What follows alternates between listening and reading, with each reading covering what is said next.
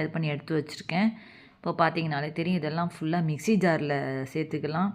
இந்த lunch box recipe பார்த்திங்கன்னா ரொம்ப ஈஸி, உங்களுக்கு ரொம்ப சிம்பிள், அதே சமயத்தில் டேஸ்ட்டாகவும் நல்லாயிருக்கும்.